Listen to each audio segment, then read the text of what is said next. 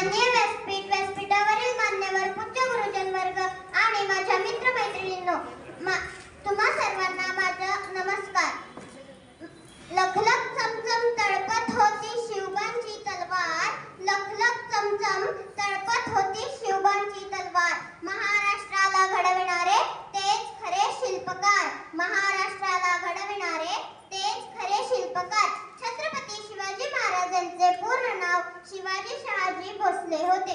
त्यांचा जन्म 19 फेब्रुवारी 1630 रोजी शिवनेरी गडावर झाला. नाही कुणापुढे झुकला, नाही कुणापुढे वाकला, असा मर्द मराठा राजा शिवराय एकला, असा मर्द मराठा राजा शिवराय एकला. असे छत्रपती शिवाजी महाराजांचे नाव शिवनेरी गडावरील शिवाई देवीमुळे त्यांचे नाव शिवाजी असे ठेवण्यात आले. इतिहासाच्या पानावर, रयतेच्या मनावर, मातीच्या कणावर आणि विश्वासाच्या प्रमाणावर राज्य करणारा राजा म्हणजेच शिवाजी महाराज, राज्य करणारा राजा म्हणजेच शिवाजी महाराज. हे मराठा साम्राज्याचे संस्थापक होते. त्यांना लहानपणी रामायण महाभारताची गोष्टी सांगून संस्कार घडविले. त्यांना वडिलांचा फारसा सहवास लाभला नाही.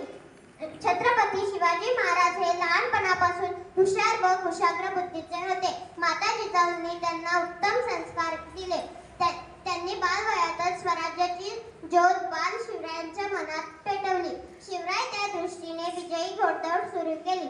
त्यांनी तानाजी मालुसरे, बाजीप्रभू देशपांडे, मुरारबाजी, जीवा महाला असे जीवाला जीव देणारे मावळे तयार केले.